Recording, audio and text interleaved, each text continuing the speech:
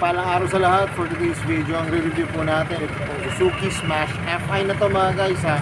Ang kulay po nito ay candy red. Yan. Pero pag bago lang po kayo sa aking YouTube channel, pasubscribe naman po at pahit ng notification bell para updated po kayo sa aking mga videos. Tara mga guys, simulan natin itong review.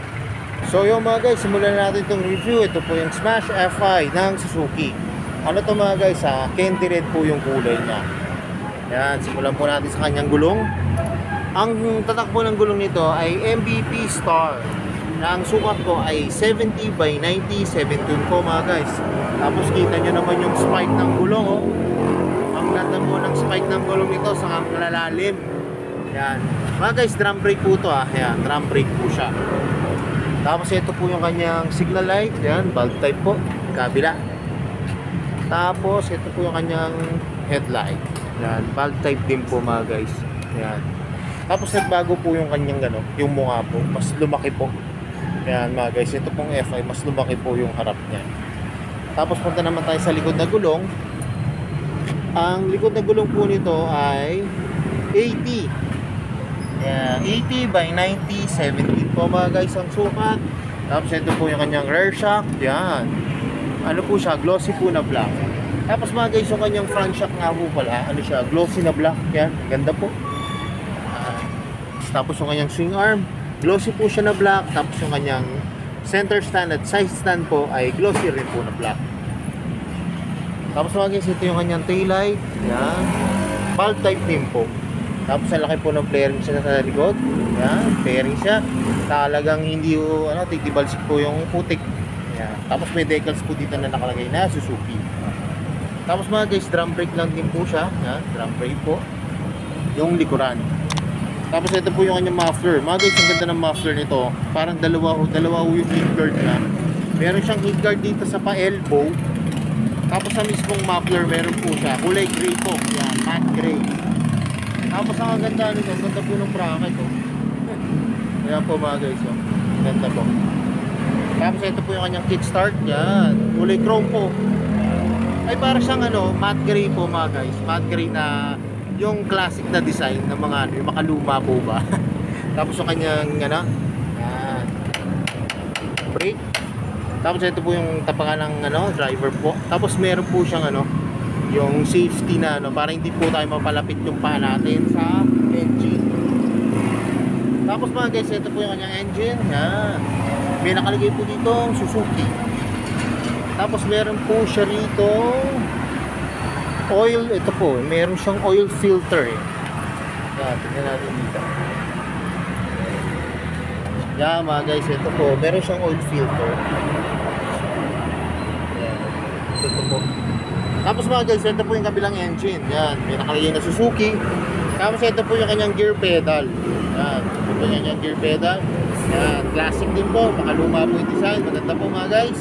Tapos kaganda nito, para may carbon po siya dito. Carbon design.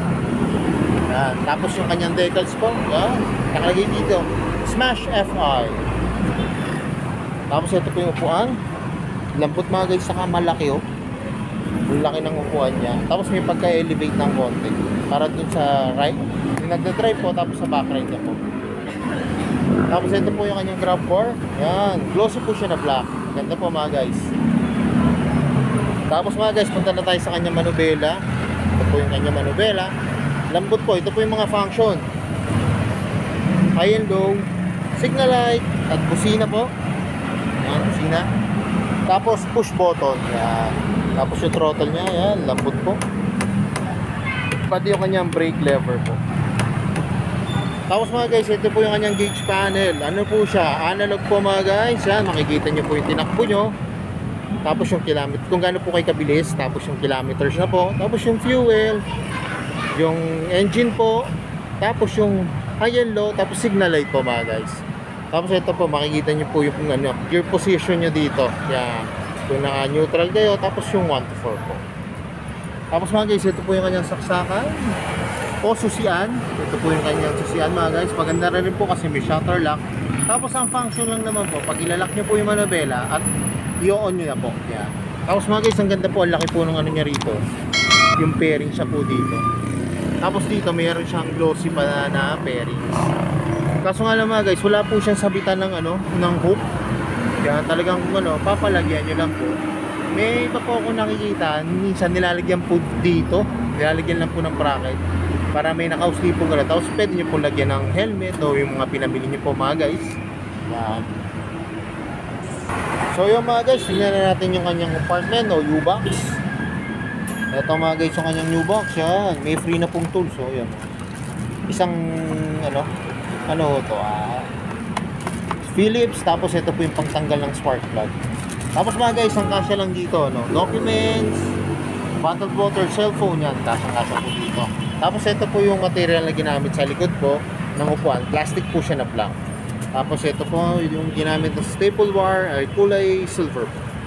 Tapos mga guys, ito po yung ano, sabitan ng hook. Ay, sabitan po siya ng helmet o yung pinamili nyo. Yan, pwede nyo po isabit dito mga guys.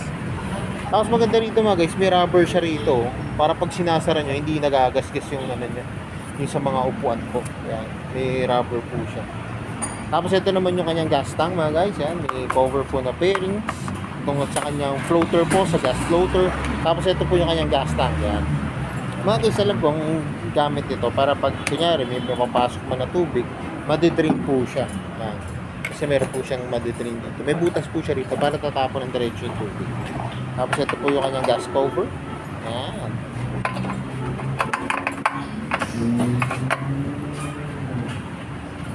Tapos mga guys, napansin ko ang oil engine pala nito mga guys, yan no, 650 lang oh. Hindi kagaya nung karaniwan ng mga motor na 800 o 1K po. Yan.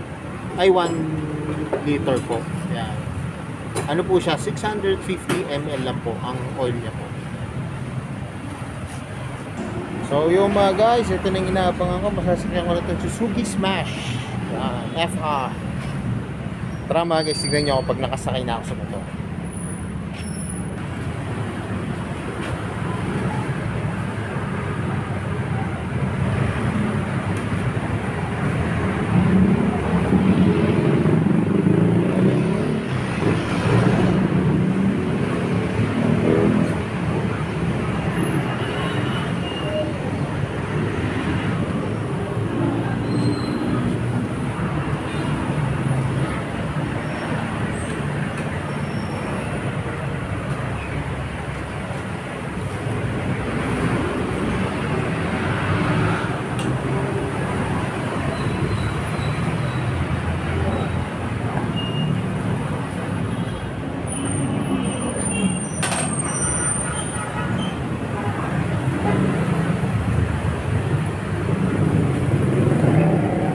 So yun mga guys, nakasakay na ako dito sa Suzuki Smash F5. Mga guys, itong underbone na to, ang ganda po kasi napakababa niya po. Talagang lapat na lapat yung aking pa. Bagay na bagay po to sa mga hindi po masyadong ngarang-ngara na rider. So susubok po ng mga underbone na ano, yan, semi-automatic mga guys. Tapos yung kanyang clearance po, yan, ganda po, malayo po. Yan, kaya pwede to kahit patangkat po yung rider po. Yan, ayos na ayos to mga guys. Tapos syempre yung kanyang function po sa manubela. Yan.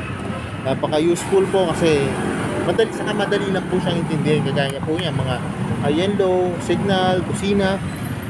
Tapos yung push button po na ignition mga guys. Tapos nakadagdag ng forma yung analog po niyang gauge panel yan. Kasi yung di ba yung Smash po na underbone, di ba po yung ganito. Ito mas pinaganda po. Yan. Saka mas pinakulay mga guys. Tapos syempre mga guys, napakalambot ang upuan. Ito yung maganda sa mga sa mga motor po. Tapos yung lalo na syempre mga naglo-long ride, tapos yung nagpa-parcel o kaya ginagawang pang-negosyo yung mga motor niya po. Yan, maganda po ito pag yung nalambot ng upuan. Tapos yung nga po, pag nagda-drive kayo, upright position, yan. Talagang napaka-komportable mga guys.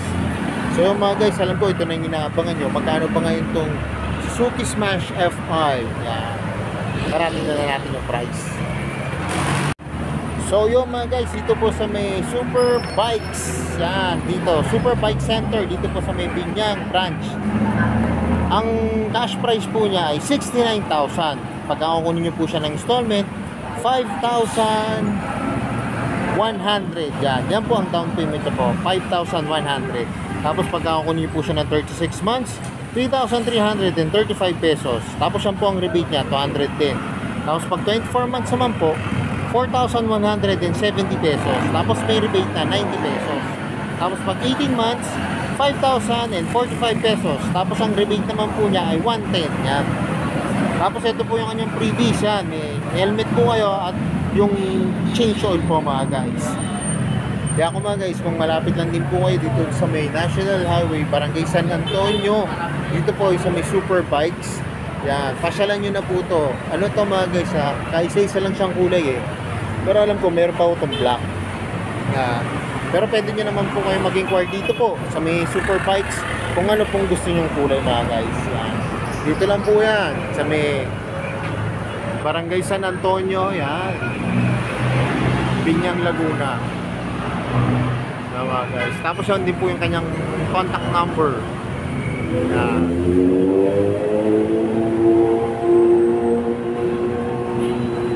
So yung mga guys, hanggang dito na lang. Kung bago lang po kayo sa aking YouTube channel, pa-subscribe naman po at pa-hit ng notification bell para updated po kayo sa aking mga videos.